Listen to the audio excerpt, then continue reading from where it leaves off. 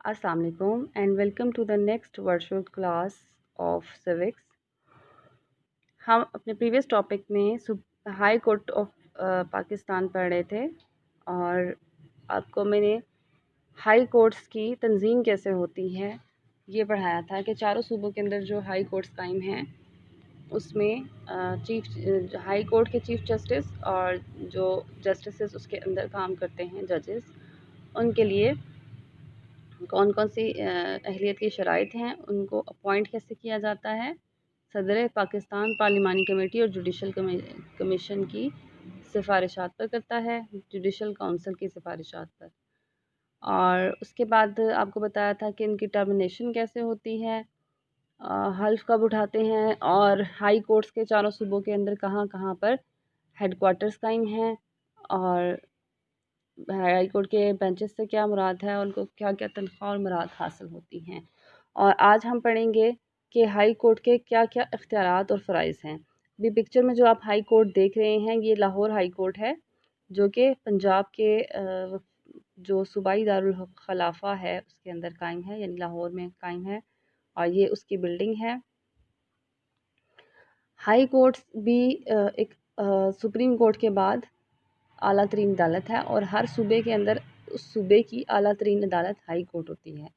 और आला अदालतें बुनियादी जो केसेस हैं उनकी समाअत नहीं करती, यानी इब्तदाई दायरा समाअत जो ओरिजिनल जुरिडिक्शन होती है वो इनके पास नहीं होती। ये बल्कि अपील्स के केसेस लेते हैं और कुछ ऐसे क्वेश्चन होते हैं, हालात होते हैं जो कि इब्तदाई दायरा समाअत में आते हैं। जैसे मैंने सुप्रीम कोर्ट का भी आपको बताया था कि सुप्रीम कोर्ट के पास अब इब्तदाई केसेस नहीं लेती, लेकिन कुछ इब्तदाई केसेस लेती है, जैसे सूबों के मामलात आपस में या सूबों के और मरकज़ के। तो इसी तरह हाई कोर्ट वैसे कोई भी इब्तदाई दायरा समाअत नहीं लेती आम मुकदमात की, लेकिन जहाँ पर आइन में बुनियादी हकूक़ के तहफ़्फ़ुज़ का सवाल हो तो वहाँ पर इब्तदाई दायरा समाअत लेती है। आइन के बुनियादी हकूक़ के तहफ़्फ़ुज़ का सवाल ऐसे हो सकता है कि कोई शहरी हुकूमत, सूबाई हुकूमत किसी शहर के अंदर अवाम के बुनियादी हकूक़ को उनको फ़राहम ना कर रही हो, कर्फ़्यू नाफ़िज़ कर दिया हो,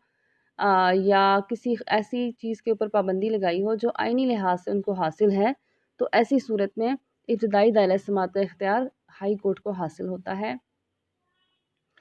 उसके अलावा हाई कोर्ट के पास अपीलों के इख्तियारात होते हैं और सूबे के अंदर जितनी भी डिस्ट्रिक्ट और सेशन कोर्ट्स होती हैं,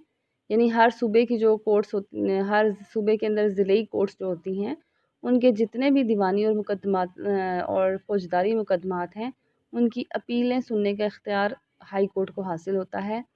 बिल्कुल ऐसे ही जैसे सुप्रीम कोर्ट भी अपीलें सुनती है हाई कोर्ट्स की, तो हाई कोर्ट अपने से जो निचली सतह की कोर्ट्स हैं, डिस्ट्रिक्ट और सेशन कोर्ट्स, उनकी अपील सुनती है। और ये फ़ौजदारी नौयत में सज़ाए मौत या उम्र कैद की सज़ा हो किसी को, तो उसकी अपील सुनती है।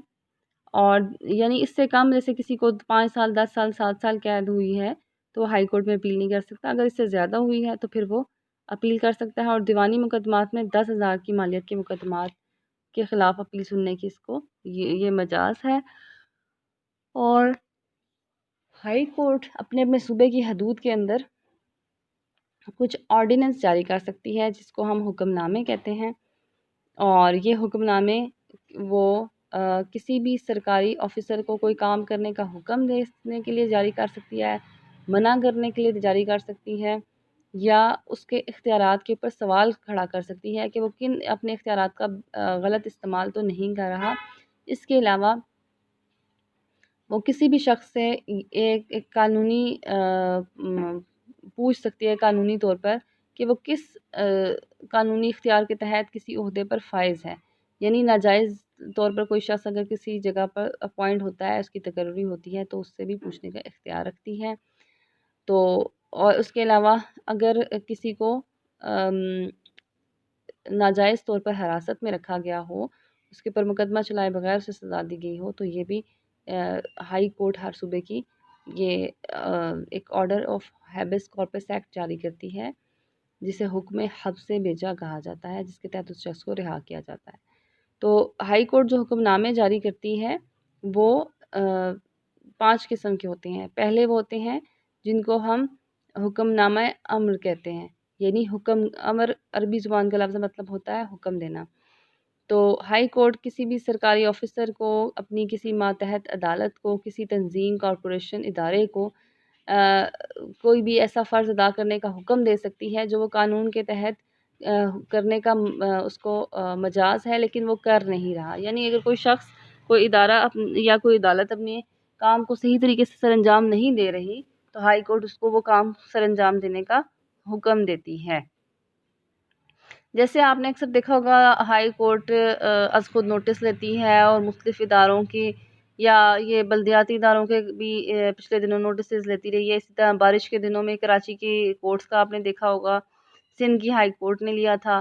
تو اس طرح کے ہوتے ہیں کہ اگر ان کو لگتا ہے کہ کوئی ادارہ اپنے فرائض صحیح طریقے سے ادا نہیں کر رہا، تو پھر اس کو وہ اپنے فرض کی ادائی کا حکم جاری کرتی ہے۔ اس کے بعد حکم امتناعی، امتناع بھی عربی زبان کا لفظ ہے، اس کا مطلب ہے روکنا۔ اور اگر اس حکم کے تحت ہائی کورٹ کسی بھی شخص کو، ادارے کو، سرکاری آفیسر کو کوئی فرض کی ادائیگی سے منع کر سکتی ہے، وہ فرض جو وہ قانونی طور پر کر رہا ہے، غیر قانونی طور پر کر رہا ہے لیکن اس کے اپنے اختیار میں نہیں ہے۔ یعنی اگر کوئی شخص اپنے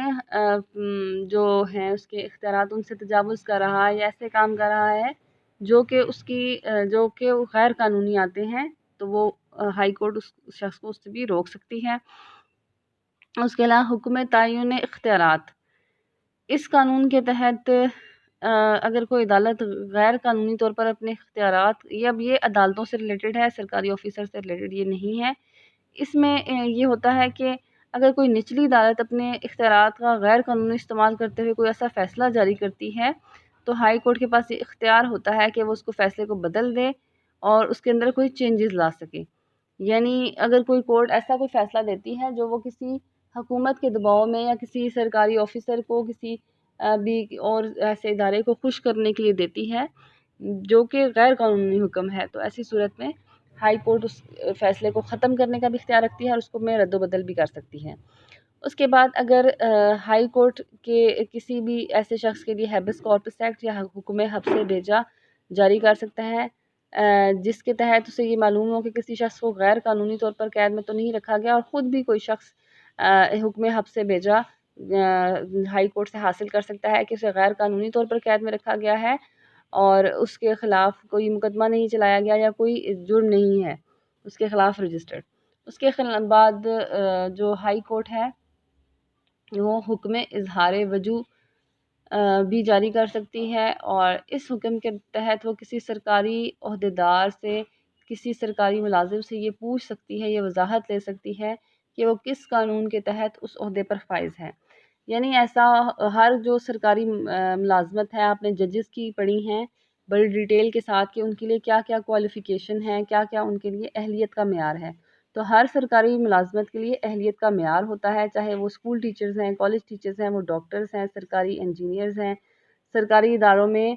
مینجمنٹ کے جو افراد ہیں، ہر ایک کے لیے ایک اہلیت کا معیار ہے۔ اور اگر کوئی شخص اس معیار پہ پورا نہیں اترتا اور وہ اس عہدے پر فائز ہوتا ہے، تو کوئی بھی شخص کے اس پر کلیم کر سکتا ہے اور ہائی کورٹ سے پوچھنے کی مجاز ہے کہ وہ کس قانون کے تحت اس عہدے پر فائز ہے۔ اس کے بعد نگرانی کے اختیارات آتے ہیں۔ ہائی کورٹ کے پاس یہ ایک اپنے صوبے کی اعلیٰ ترین عدالت ہوتی ہے، اس لیے یہ صوبے کے اندر جتنی بھی اس کی ماتحت عدالتیں ہوتی ہیں ان کی یہ نگرانی کرتی ہے، ان کے لیے رولز، ریگولیشن، ٹائمنگز اور ڈائریکٹیوز وغیرہ یہ جاری کرتی ہے، اور اس کے علاوہ یہ اپنی معائنہ ٹیمیں بھی تشکیل دیتی ہے جو مختلف جو عدالتیں ہیں، ماتحت عدالتیں ہیں، وہاں کی کارکردگی کا جائزہ لیتی ہیں اور ان کی خلاف ورزی کرنے والوں کو پکڑنے کے لیے اچانک چھاپے بھی مارتی ہیں۔ یعنی جتنی بھی نچلی عدالتیں ہیں جو ایک صوبے کی حدود کے اندر ہوتی ہیں، اس کی نگرانی کا کام بھی ہائی کورٹ سر انجام دیتی ہے۔ اس کے علاوہ مرکزی سطح پر جس طرح بنیادی حقوق کے تحفظ کی ذمہ داری سپریم کورٹ کی ہوتی ہے، اسی طرح صوبائی سطح پر اختیارات کے بنیادی حقوق کی حفاظت کی ذمہ داری ہائی کورٹ کی ہوتی ہے، اور ہائی کورٹ کسی بھی ایسے شخص کو ریسکیو کر سکتی ہے جس کے بنیادی حقوق اس سے ناجائز طور پر چھینا گیا ہو، حکومت نے زبردستی اس کے حقوق کو چھیننے کی کوشش کی ہو، یا ایک شخص کی یا پورے صوبے کی عوام کی یا کسی شہر کے عوام کی، کسی بھی صورت میں اگر بنیادی حقوق ان کو حاصل نہیں ہوتے تو ہائی کورٹ اس کے خلاف ایکشن لے سکتی ہے۔ اس کے علاوہ یہ کسی بھی ایسے قانون کو ختم کر سکتی ہے، کالعدم قرار دینے کا مطلب ناقابل عمل قرار دے سکتی ہے جو بنیادی حقوق کے منافی ہو۔ اس کے علاوہ یہ کوئی جو ہائی کورٹ ہے صوبے کے اندر کسی بھی شخص پر توہین عدالت کا مقدمہ چلا سکتی ہے اور اسے سزا دے سکتی ہے، اور ہائی کورٹ کو ایڈوائزری پاورز یا مشاورتی اختیارات بھی حاصل ہیں، یعنی یہ مشورہ دے سکتی ہے۔ اگر گورنر کو یہ محسوس ہو کہ اسے کسی قانونی نقطے کے بارے میں کوئی مشورہ چاہیے تو وہ ہائی کورٹ سے مشورہ لے سکتا ہے، اور ہائی کورٹ پھر ایسی صورت میں گورنر کو مشورہ دیتی ہے، لیکن گورنر اس مشورے کو ماننے کا پابند نہیں ہے۔ تو یہاں پر جو ہماری ہائی کورٹس کے اختیارات و فرائض ہیں وہ کمپلیٹ ہوتے ہیں۔ آلموسٹ یہ وہی اختیارات و فرائض ہیں جیسے سپریم کورٹ مرکزی سطح پر ادا کرتی ہے، لیکن سپریم کورٹ جس طرح سے پورے ملک کی عدالتوں کی نگرانی کرتی ہے، ہائی کورٹ صوبے کی عدالتوں کی نگرانی کرتی ہے، اور سپریم کورٹ مرکزی اور صوبائی حکومتوں کے درمیان تنازعات کا فیصلہ کرتی ہے، اور اس کے جو ابتدائی دائرہ سماعت ہے وہ صوبے کے اندر آئین کے میں جو درج ہے بنیادی حقوق ہیں ان کا تحفظ کا ذمہ ہے۔ تو اس طرح صوبائی ہائی کورٹ کے فرائض اور اختیارات یہاں پر ختم ہوتے ہیں۔